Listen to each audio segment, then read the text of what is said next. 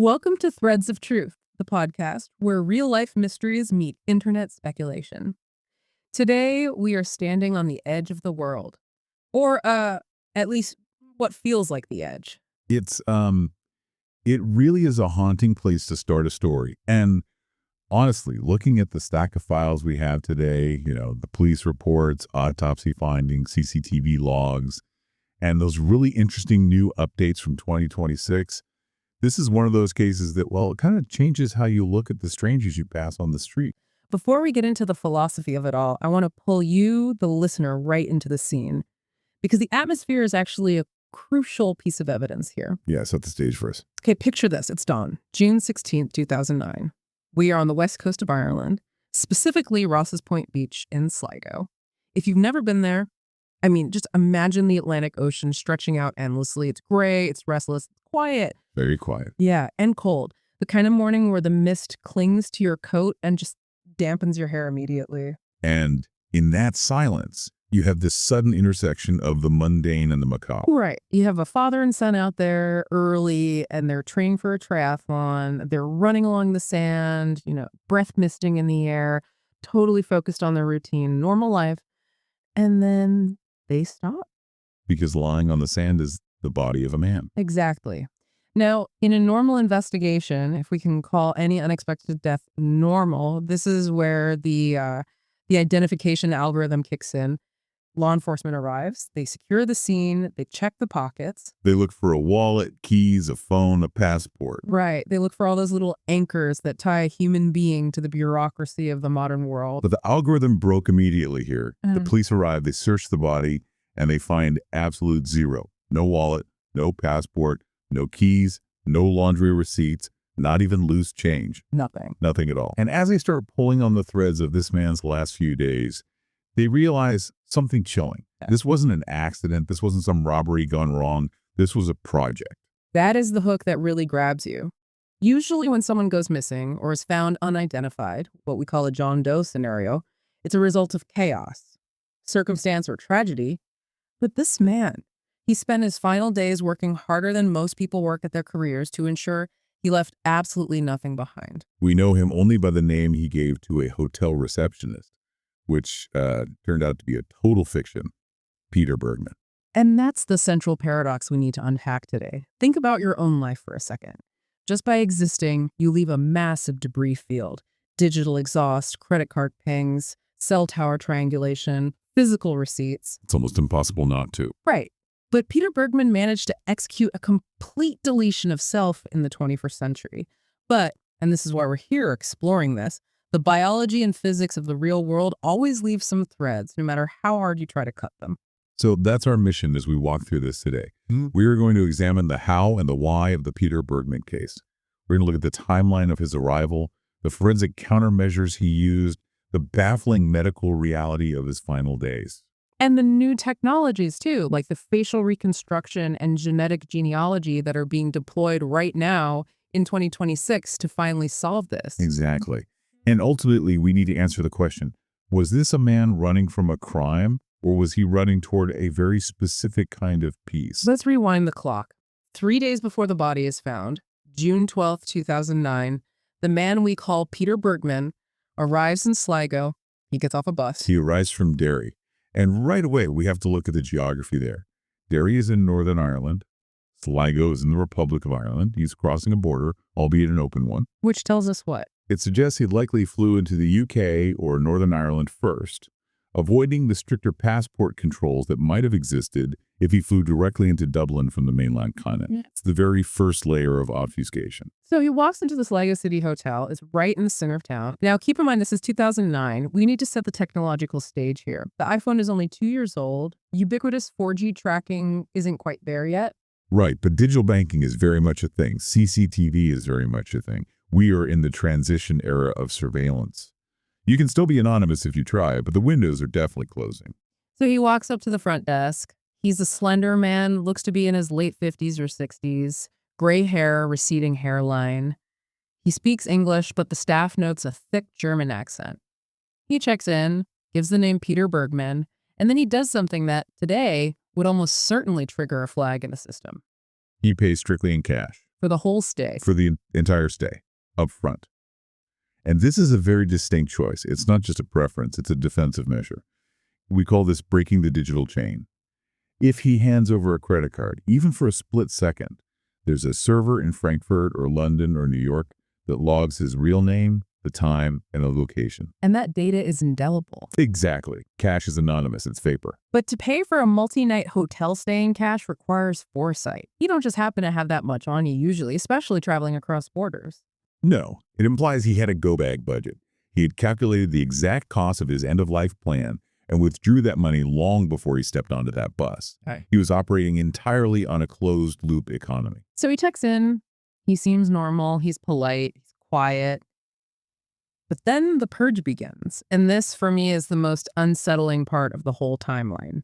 From June 13th to June 14th, the hotel cameras capture a behavior pattern that makes no sense until you realize what he's actually doing. The purple plastic bag. Yeah.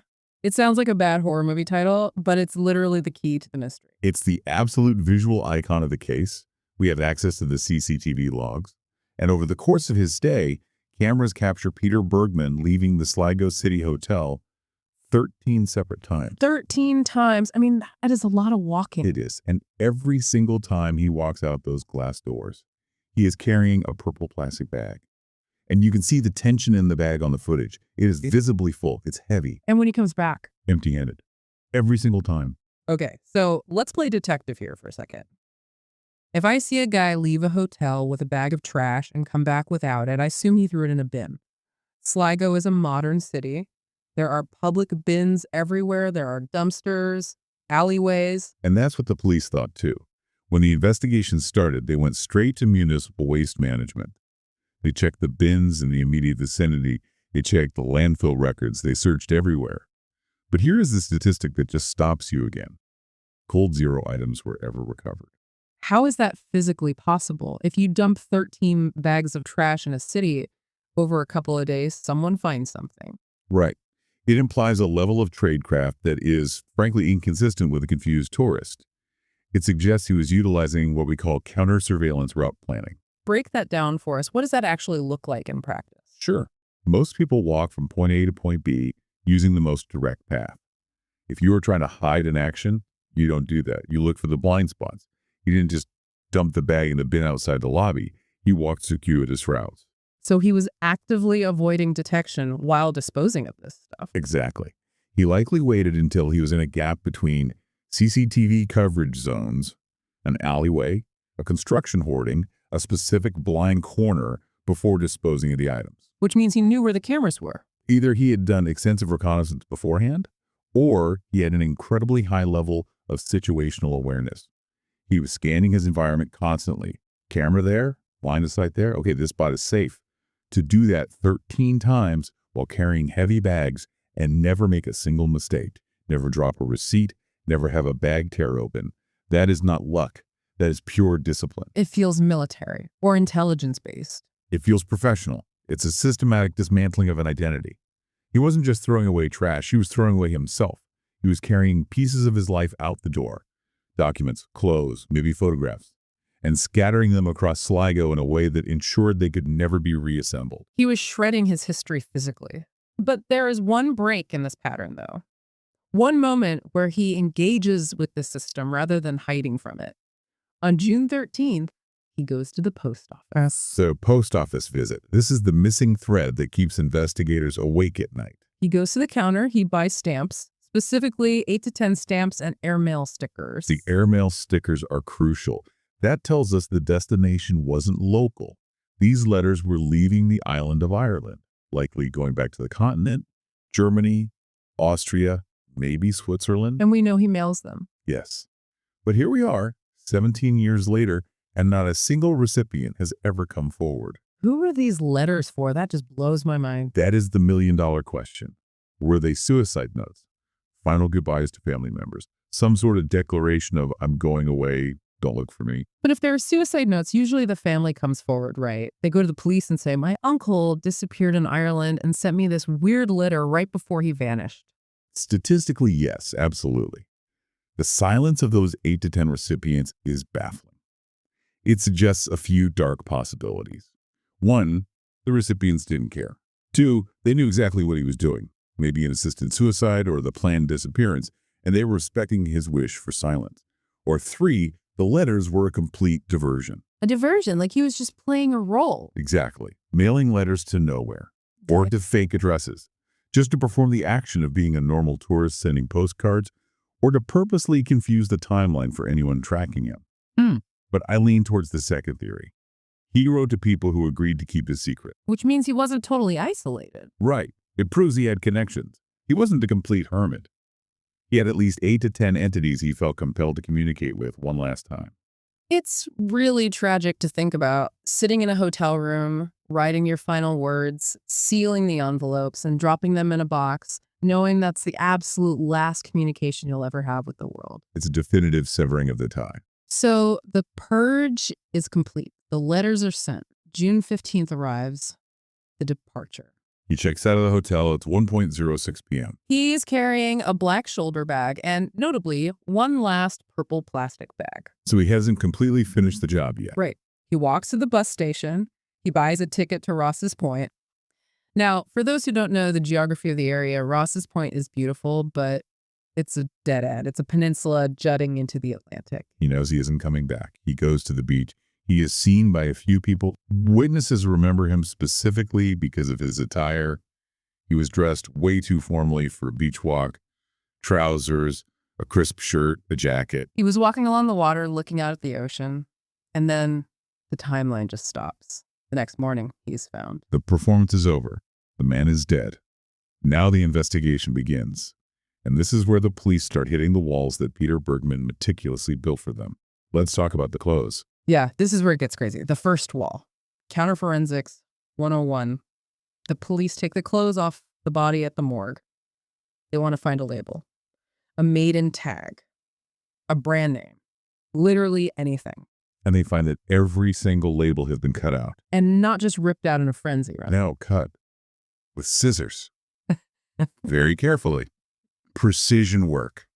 Not a jagged edge left behind to give a clue. Let's talk about why that matters. What does a label actually tell an investigator? A label is essentially a tracking device. It tells you the brand, the size, the material. But more importantly, batch numbers on tags can tell you exactly where and when an item was sold. If I find a shirt with this specific batch code, I can call the manufacturer and they can say, that batch was only sold in 3 stores in Bavaria in the spring of 2008. Suddenly, your search area shrinks from the entire world to Munich. By cutting the labels, he completely removed the where. Exactly. He kept the investigation global, which effectively means he made it impossible. However, forensic science is stubborn. They did manage to identify a few brands based on the stitching patterns and the specific buttons used. Right, CNA and Fin Comfort. Yeah. CNA is a very common European department store. It's ubiquitous, kind of generic, but Fin Comfort, that's a real lead. What exactly is Fin Comfort? It's a high-end orthopedic shoe brand. They are expensive, very durable, and highly popular in Germany and Austria, specifically with an older demographic who prioritize health, support, and posture. So it confirms the cultural profile they were building? It aligns perfectly with the Germanic retiree profile they suspected based on his accent. But it doesn't give you a name.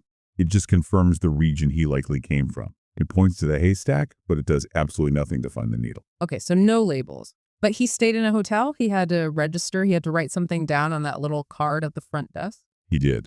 And this is where we fall into the rabbit hole of the fake identity. On the registration form in the address field, he wrote, Ainstetter's 154472, Vienna, Austria. Now, to an Irish hotel clerk in Sligo, that looks perfectly legitimate. Totally. It looks German. It has the structure of a European address. But the moment investigators typed that into a database, it just disintegrated. How so? Walk us through the breakdown of that address. There are 2 main errors. First, the postcode. Vienna postcodes always, without exception, begin with the number 1. He wrote 4472. That code doesn't just not belong to Vienna. It is unassigned in Austria entirely. It's a ghost code. And the street name? Einstetter's. It's a linguistic mess. It doesn't exist anywhere. However, phonetically, it sounds like a misspelling of Amstetten or Amstettener Strasse. Now, this is where the experts really argue, and it's fascinating. Was this a mistake? Or was it a deliberate game? That's the big debate. Theory A is the deliberate dead end. He constructed an address that sounded plausible enough to pass a casual glance from a clerk, i.e. Vienna, Austria, but was nonsensical enough to lead nowhere if actually checked by police. He built a ghost house for a ghost man. And theory B? Theory B involves the actual state of his mind. We have to remember, this man was actively dying. Was he losing his cognitive edge? Did he try to write a real street from memory, maybe a street from his childhood, and just fail? Amstetten is a real place in Austria. It was actually in the news heavily in 2008 and 2009 because of the Joseph Fritzl case. Oh, wow. I didn't even think of that. So that name would have been hovering in the subconscious of any Austrian at the time. Exactly. Did he just grab a word that was floating in his head from the news? Or did he have a deep personal connection to Amstetten? We just don't know. But the error feels calculated to me. The 4472 postcode is too specific to be a random slip of the pen. It feels like a code he deliberately made up. You mentioned he was dying, and this brings us to the medical paradox. This is the part of the story that actually makes me wince just reading it, the autopsy results. Yeah. When the pathologist opened him up, the physical reality of Peter Bergmann completely contradicted the man's coordinated behavior over the last few days. What did they find? He was riddled with cancer. Advanced prostate cancer that had metastasized throughout his body. He had extensive bone tumors. I mean, I'm not a doctor, but I know that bone cancer is widely cited as one of the most painful conditions a human being can possibly endure. It is agonizing. The tumors grow inside the bone, putting immense pressure on the periosteum, which is basically loaded with nerve endings. We are talking about the kind of pain that usually keeps people completely bedridden or at least heavily sedated on morphine just to function. So naturally, the toxicology screen should have lit up like a Christmas tree. They expected to find massive levels of opiates, morphine, tramadol, fentanyl. Instead, the screen came back completely clean. Zero painkillers. Zero. He had over-the-counter aspirin in his system, I believe, but absolutely nothing for the cancer pain. That is terrifying, just the sheer willpower. It's almost incomprehensible. This man was likely in an 8 or 9 out of 10 pain state constantly. Every step he took, every time he lifted those heavy purple bags, every time he climbed on and off a bus, his skeleton was literally screaming at him. Yet, he took no medication. Why? What drives a man to endure that kind of torture voluntarily? It implies a military-level self-discipline. But more than that, I think it implies fear. Fear of what exactly? Exposing himself. Fear of losing control. If you are on high doses of opiates to manage bone cancer pain, you get foggy, you get drowsy, you might hallucinate, you might slip up and speak your real name to a hotel clerk. You might forget to check for a camera before dumping a bag. So he literally chose the pain to protect the mission. He prioritized the erasure of his identity over his own physical comfort. He chose agony over the risk of exposure. That tells you everything you need to know about how desperate he was to disappear cleanly. That is a profound insight. It turns him from just a weird mystery man into someone with a will of iron. So, we have a dying man in horrific pain, operating with high-level tradecraft, and finally, the cause of death. He was found on the beach, near the water. Was it drowning?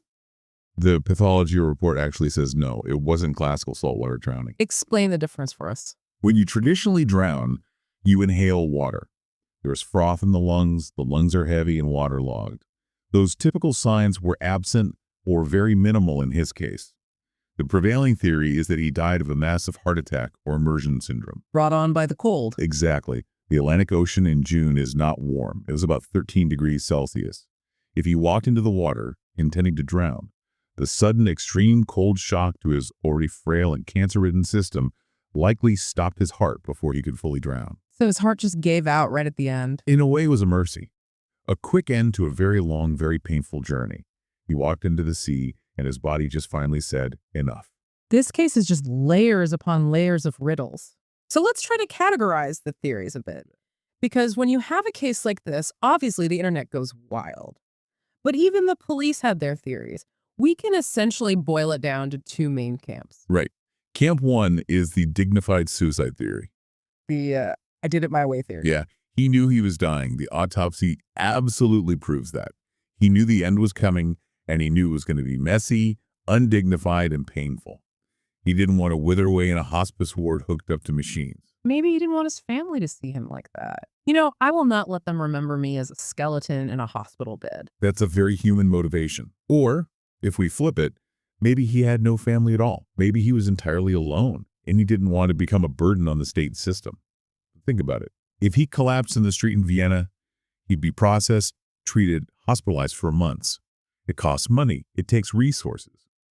By erasing his identity and dying on a remote beach in a foreign land, he becomes a mystery, yes, but he doesn't become a patient. It's almost a grim form of altruism. I will remove myself so I don't burden anyone else. It is. But then we have Camp 2. And this is the one the Tradecraft strongly points to, the ghost protocol theory. The spy theory. Everyone loves the spy theory. Well, we have to objectively look at the skills required here. The ability to spot CCTV blind spots. That is not something the average accountant or baker does naturally. Most people don't even notice cameras, let alone their exact fields of view. He noticed them, and he successfully evaded them 13 times. The clean removal of the labels, that's highly disciplined. And the refusal of pain medication, that screams operative to me. The deep-seated fear of delirium, the fear of revealing state secrets or operational details in a drug-induced haze. So, in your opinion, could a civilian pull this off? A very smart civilian? Maybe. Someone reads a lot of John le Carré novels and has an obsessive personality? Possibly. But the execution was flawless. That's the thing that trips me up. Usually amateurs make mistakes. They miss one tiny label on the inside of a sock. They drop a receipt for a candy bar. They look directly at the camera once. He didn't. That level of perfection implies rigorous training, or at least a lifetime of being very, very careful. It makes you wonder what he did in his life before he became Peter Bergman. Was he running from some dark past? Or was he just completely done with it all? And that leads us to the location choice. Why Sligo?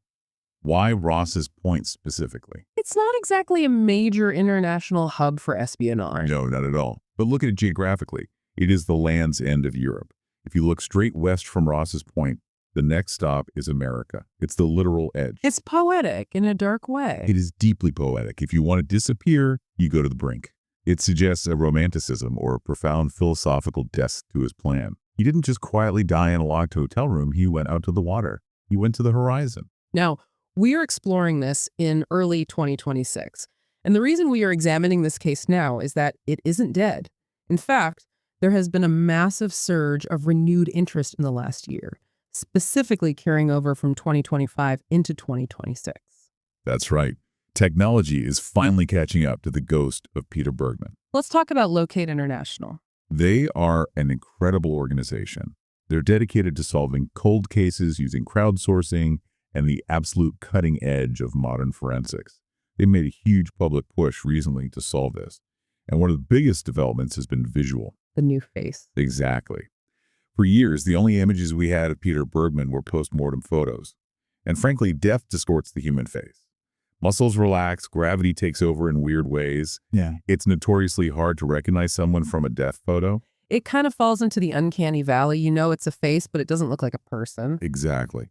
But recently, a highly skilled forensic artist named Hugh Morrison released a brand new image, a living depiction. How does that actually work? Is it just Photoshop trickery? No, it's deeply anatomical. They use tissue depth markers on the 3D structure of the skull to mathematically reconstruct what the face would look like, with natural muscle tension, with blood flow, with the eyes open and alert.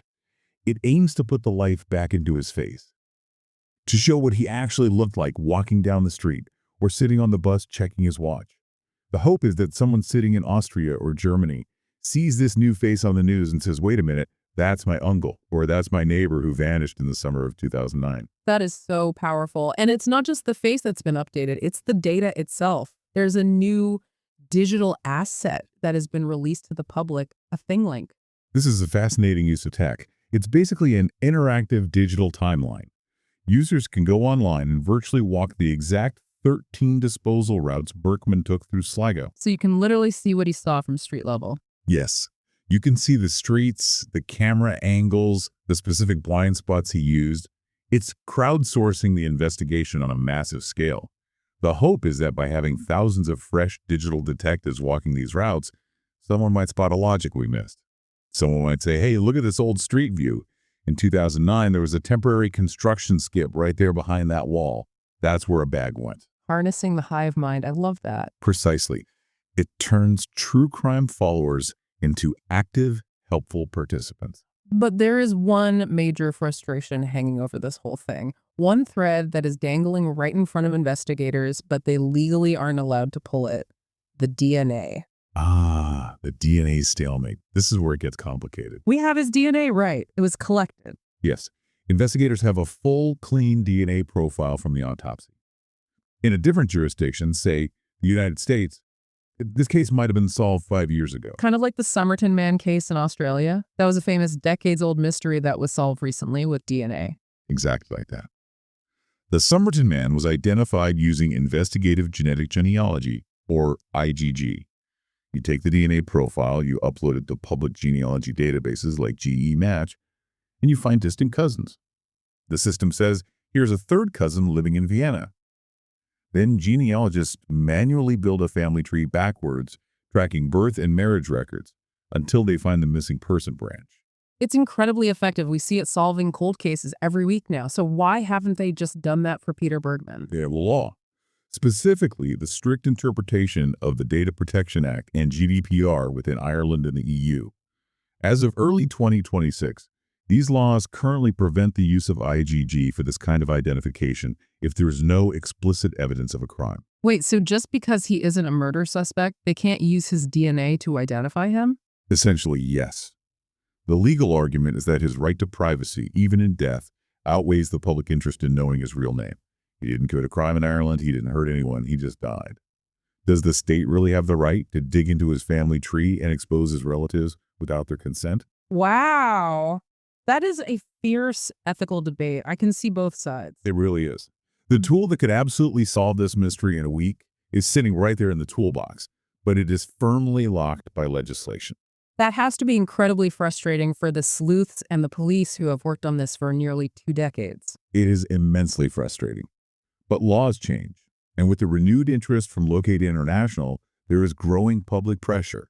But for now, that door remains closed. So we have the facts, we have the wild theories, we have the new tech trying to break the deadlock. But at the end of the day, we're left with the human element. And that's what really sticks with you when you examine this case. The psychology of erasure. Yeah.